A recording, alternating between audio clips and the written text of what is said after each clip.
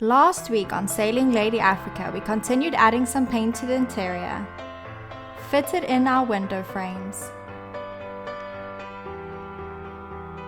and built our gas water heater cabinet. So what we're doing here is just fitting in the access there because there's a compartment behind that, and the way I do it is I just drill a little hole like that, and then I can fit in the jigsaw blade into that, and then I can cut it out.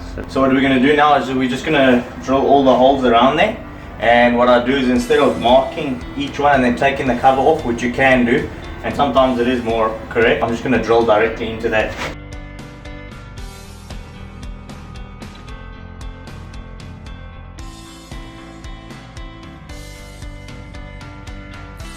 And there you go, you've got all your drill, all your holes done.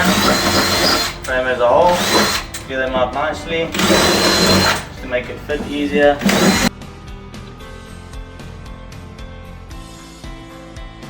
So another place I want access hatch is just over here. It's just underneath the entrance compartment, and the reason for that is that I can obviously utilize this space. Still don't know what we're going to use it for, but I always want access to that. And just beside this over here is our compression post, and the base is down here. So I'd like to see every once in a while, just check, make sure that everything looks good there. So we're going to put another one in here. So we've just outlined the frame pretty much, and all I do for that is I take the frame, fit it in here, and Moses holds it for me, and then I just draw it out, and then I'll drill one hole in the corner there. That'll be my starting point, or on the straight, doesn't matter, and I'll just cut it out. It doesn't have to be perfect this, because the frame's got such a nice lip on it and gives you a little bit of leniency. You're going to install a little fire extinguisher hatch, and they look like this. So it looks like that, and I thought it was a good idea to have one over here. There's the gas here, not really because of the gases here, but it's handy to have one well marked.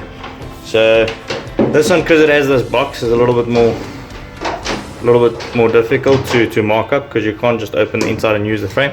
So I just took the inner dimensions of this inner box and transferred it to there, made it nice and level, check the spacings between the two, and let's fit it in.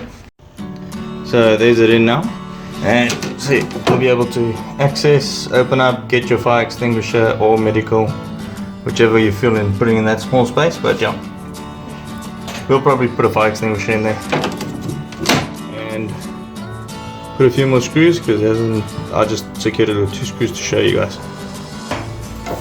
So what we're starting to do now is prep the ceiling, or whatever you want to, the coach roof, to take a new edging. So that means, you see, that's the old one that's there. So we're going to secure the new one onto that one. That's epoxied onto the fiberglass.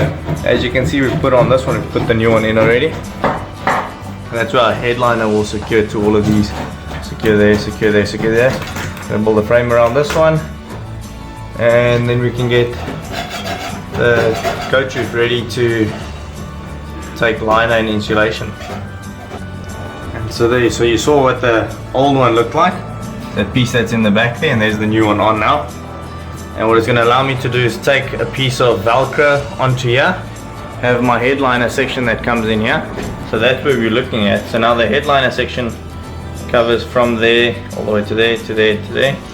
And so now what I'll do is Velcro, and I'll have probably edge stripping also on it. But the Velcro should do the job, and it's going to be easy to remove and do work on it and all of that. So yeah, that's the plan.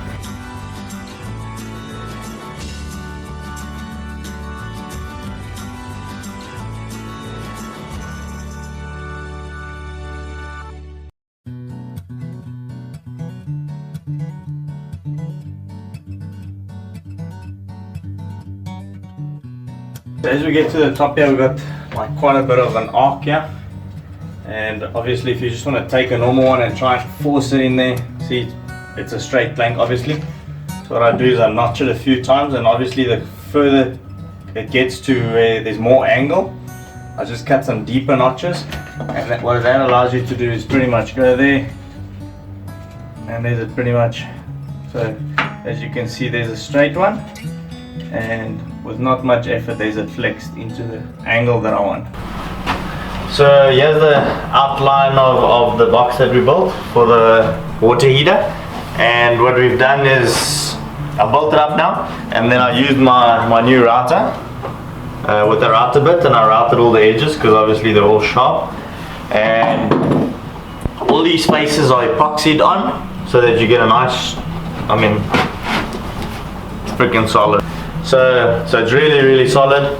Then I do epoxy fillets on the side to round it off nicely, and what we'll do is we'll put a little vent here at the bottom, so because hot air rises, and as it rises we'll create a vacuum from the bottom, so we'll be able to suck in cool air and draw it through, as opposed to trying to create the vacuum. There's also a small cavity on this side, just to prevent any gas build-ups in here, if there ever is by some reason a small gas build-up, whatever. But there's also going to be a little gas meter at the bottom of that, so as the gas drops down, if there ever is a gas leak, it will drop down, trigger the gas meter, and then the gas meter is connected to an alarm, which is connected to a solenoid on the gas cylinder, and will shut off the gas cylinder immediately.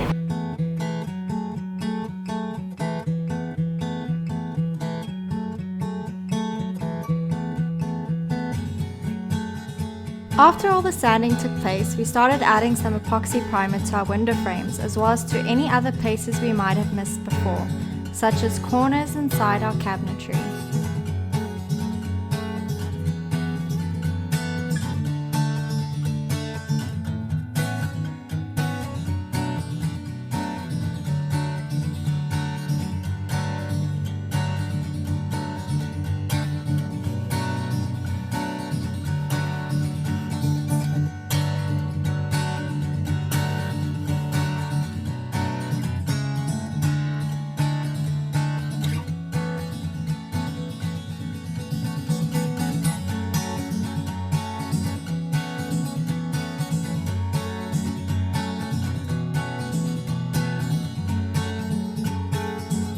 Preparing to paint the last piece of wood left on this boat.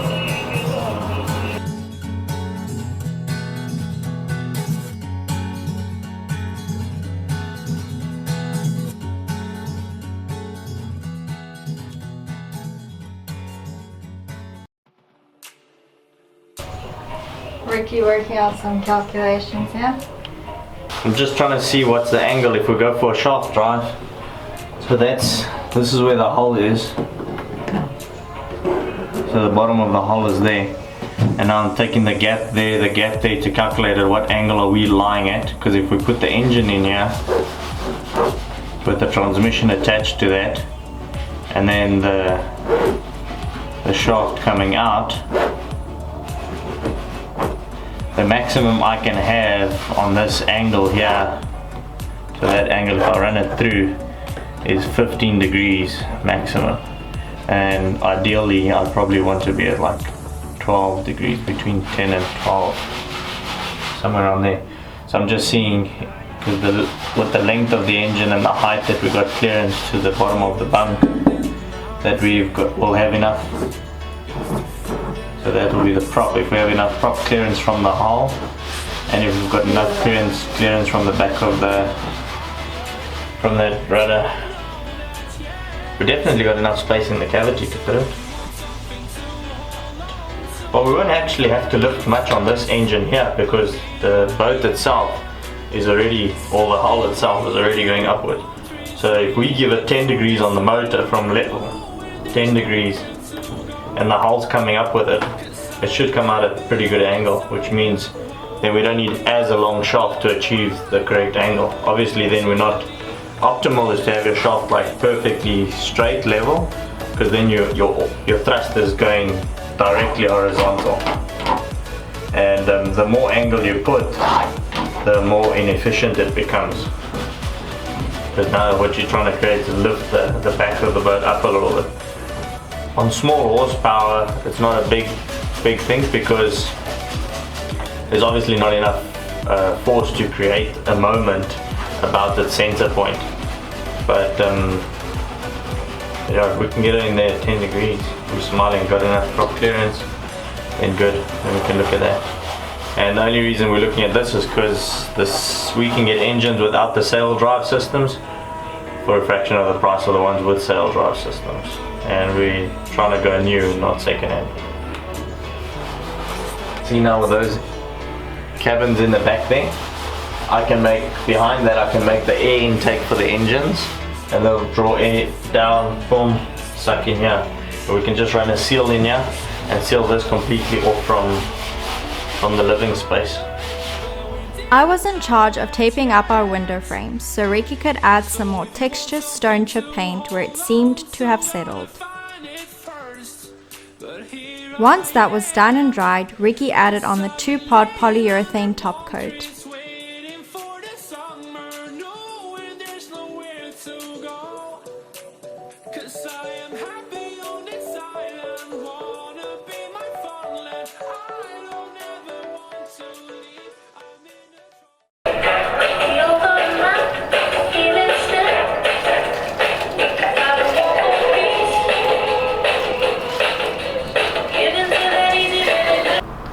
Okay, so we've got the whole boat prepped now. There's some primer on those windows and there's stone chip over there, because that's the look that we went for. We wanted to put stone chip in between the frames, and on the frames it's smooth. As you guys know, that sometimes we prime, and then obviously once you apply this gloss coat, this has already been flattened a bit.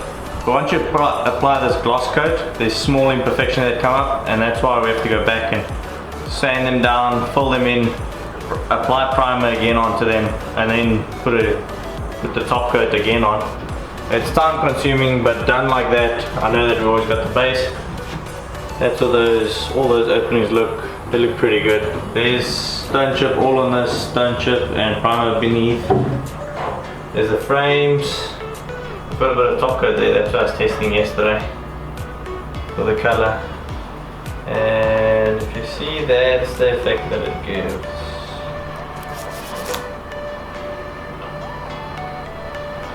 I'm pretty happy with it.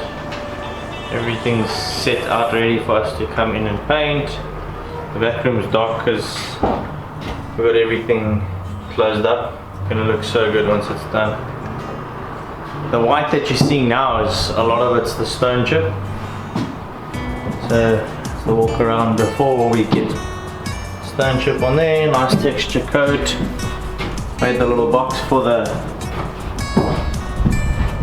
that's what the box ended up looking like for the heater, the water heater that's going up there. That back cabin's got some acetone in there, gonna get rid of that. And there we're putting in a new hatch, plastic hatch, you guys saw that one.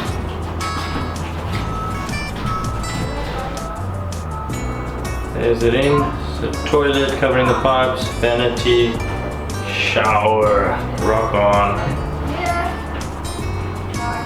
In the front room, other forward cabin. It's a starboard side forward cabin, and that's going to get paint on today. We're literally going to try and paint the whole boat today. We've got like 3.5 hours to put at least one coat everywhere.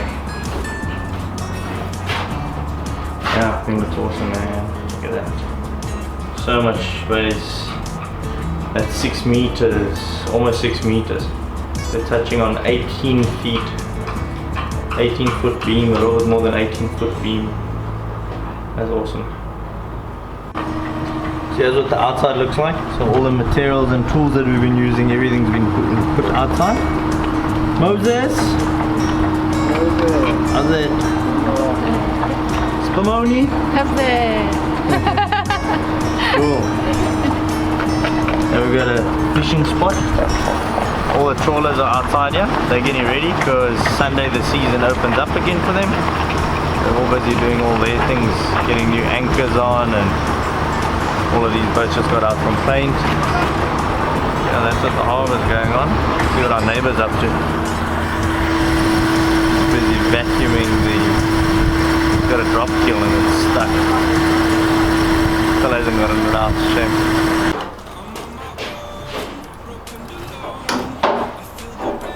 Happy days, happy days.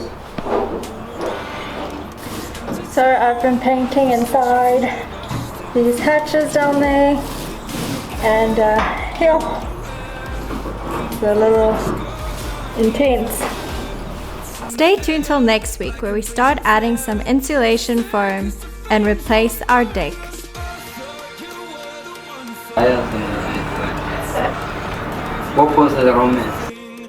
Thanks for watching. Please subscribe below if you haven't already and give us a thumbs up. It really helps us out. To our awesome patron family, your support means so much to us as we are 2 weeks ahead.